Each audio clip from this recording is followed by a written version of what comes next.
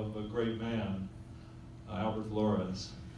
Al and I have been friends for, as far as I can figure, 38 years.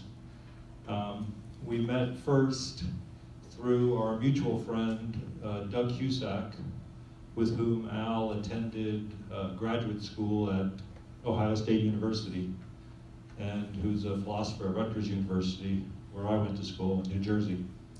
At the time, Al was living and working in Troy, New York, I believe, where RPI is located. And some friends of mine had land up in northeastern Pennsylvania that we'd like to go and camp on. And Doug was accompanying us on that trip and invited Al to join us there.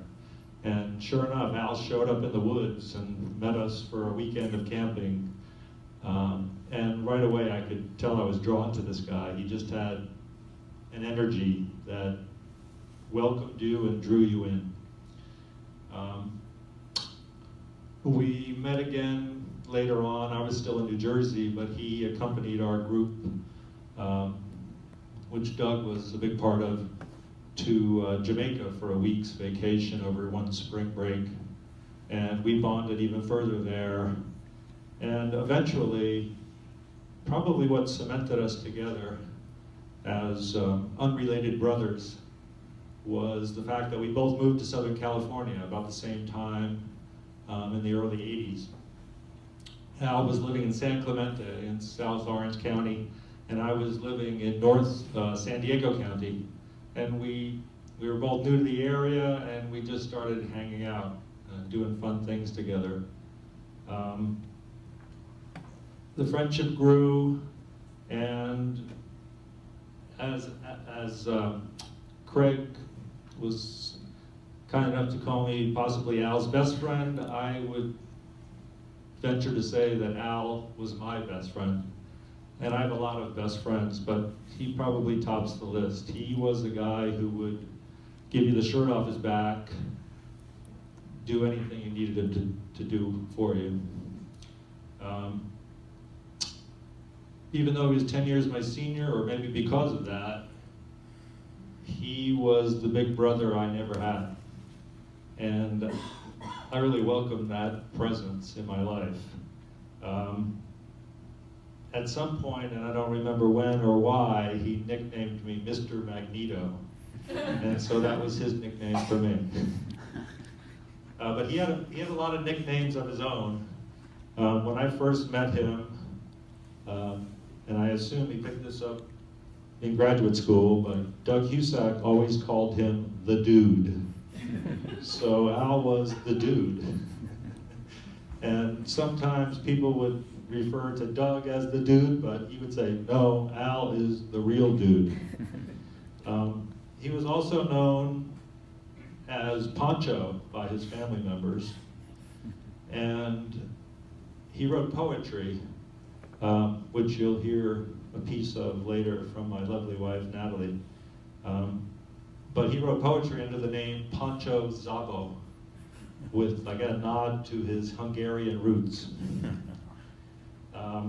And then at the end of his life, once he was at home with 24/7 caregivers, they came to recognize his prestige and status and referred to him as Doc, which was always real cute to hear them call him Doc.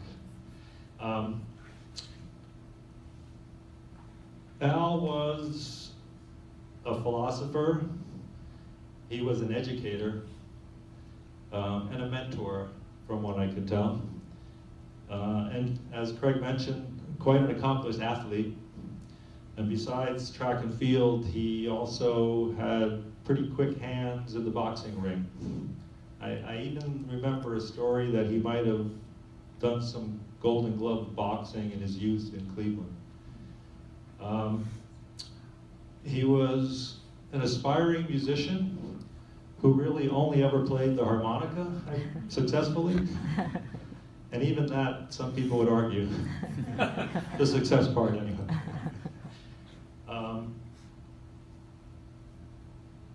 He was a son and a brother and a husband, a father, a grandfather, a stepdad. And that's because family was really important to Al. He helped to raise his 3 younger siblings when he was in his teens. And his parents had taken them to Mexico, and then both parents kind of disappeared for a while, from what I can understand. He fought for his brothers and sisters and worked to put food on the table at about age 13, 14. He was born in Cleveland. His mother was Hungarian American. His father was, by today's terms, an illegal immigrant from Mexico. And of his 3 siblings, only his oldest sister, Katie, is still alive. We lost his brother Paul, who was also a good friend of mine, in 2004. And in 2015, his youngest sibling, his sister Linda, passed away. Al was married while he was still in college, and he had 2 children, his son Paul and daughter Stephanie. He was divorced by the time he moved to California, and I met him, so I don't know a lot about the early part of his life, the early part of his married life anyway. But he moved to California primarily, like Craig said, to be near his kids. He later married again to Valerie Callanan, who was from Yorba Linda, and I believe they were married for about 7 years. But they eventually divorced, and Al later married again to Bridget McBride, who he helped to raise her 2 sons, Raven and Jonathan.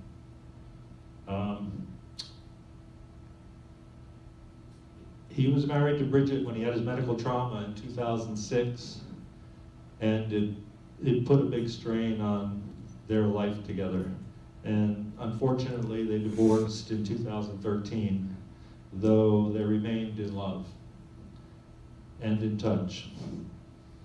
Al, he was a self-made man, as far as I can tell. He came from very humble beginnings, but he always seemed very comfortable in his own skin. He knew who he was, and he was good with that. He was never pretentious. He was always accepting of everyone.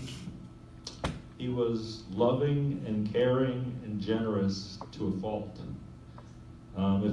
If I would say, if you want to be like Al in some way, share what you have with others, because that's what he did. He would always bring flowers to our house when he came to visit for whatever reason. It might just be we were getting together to go out to dinner, or he could have been coming over to help me fix my kitchen sink. He would bring flowers. And the money in his pocket was always to be spent generously on others, family, friends, colleagues. I'm sure you've experienced that. He would graciously host the symposium at his house every year, right?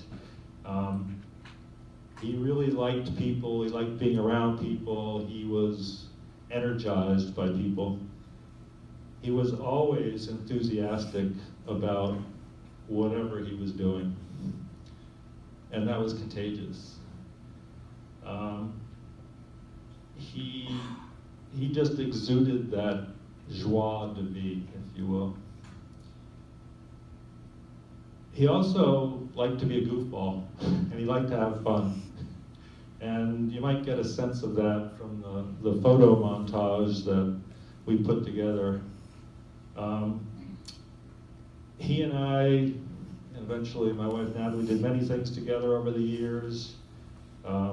Sporting events, we'd go hiking, camping, dinners, shows, concerts, you name it. He was up for whatever you were up for.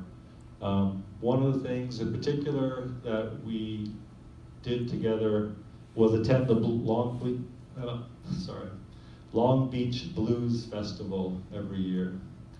And he just loved music, and it energized him even more.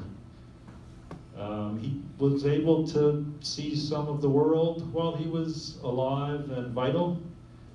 He traveled the globe and spent some time in Europe, China, Thailand, Jamaica, and Hawaii are the places that come to mind. And as the dude, he had a saying that he would use often. Probably you might have heard him say it as well. I quote Al, "These are the good old days, the best days are yet to come." My dear friend and big brother is lost to us now. So he might have been wrong about that last part, but that's okay. He made the world a better place for all of us, it seemed, while he lived in it. I know I'll miss his spirit, and I hope what he gave to me I can carry forward and give to others. So I hope you feel the same. Thank you.